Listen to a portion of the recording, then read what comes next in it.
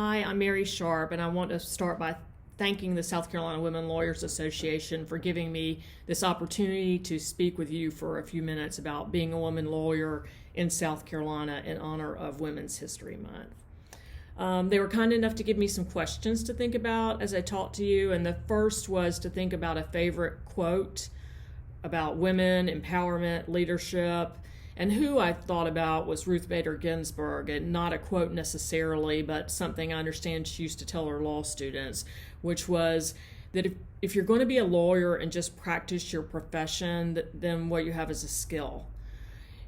If you want to be a true professional, then you'll do something outside of yourself, something that makes life a little better for people who are less fortunate than you are. And that to me means that it's important to do something to try to help in our communities, including our professional communities, on top of trying to be good lawyers for our clients and firms, and on top of the other roles that we have in our lives, which is a lot to ask and it's a lot to do, but it's important and it's rewarding work too.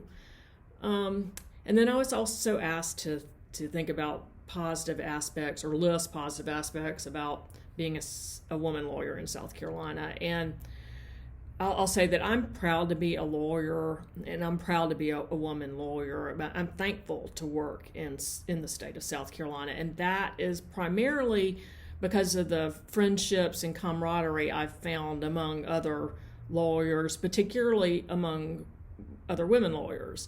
I know that I have been helped and mentored by some amazing women lawyers as well as men lawyers in my career during some important times in my life, and not through any formal process really, but just informally through what I attribute to be just the innate goodness and generosity of other people. And I was asked to think about who has helped me and how I've been helped, and I've been practicing for 28 years now, so that list is long. But the first person who comes to mind is Martha Dykes, who was the first woman lawyer I met after I moved back to South Carolina after going to law school. And many of you knew Martha or knew of her. She was awarded the Jean Galloway Bissell Award in 2011, shortly before she died, unfortunately, from cancer. But I met her at an important time in my life when had just gotten out of law school and was trying to decide what to do. And I drove through the Penn Center campus and saw the Neighborhood Legal Assistance Program sign and called to see if they needed help. She was the executive director at the time, and she hired me sight unseen, resume unseen, and did so many things for me. But most importantly, or importantly, she introduced me to every lawyer and judge in Beaufort County within a week of knowing her. And she's a primary reason that I ended up practicing in Beaufort County. And then there are the women I met through the South Carolina Women Lawyers Association, which has been personally an important organization for me. I went on the board in 1997 when I was,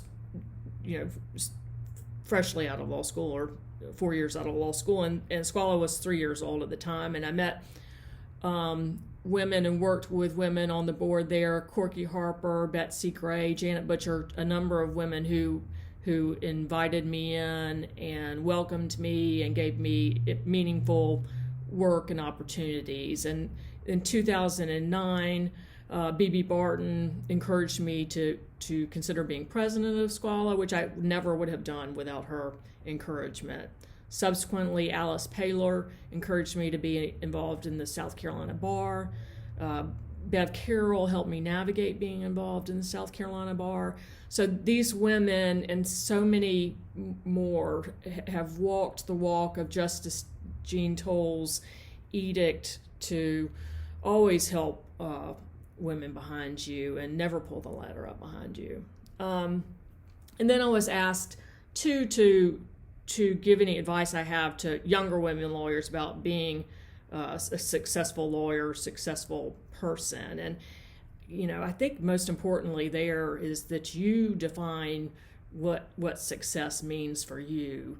Don't buy into anyone else's concept of success. Think about what you want your life to look what you want your life to look like, set goals, work towards them.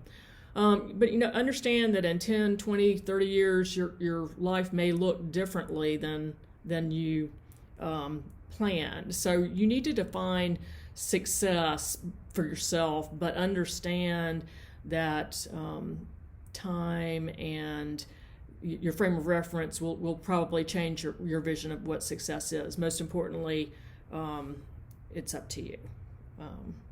So that's it. Thank you so much for your time.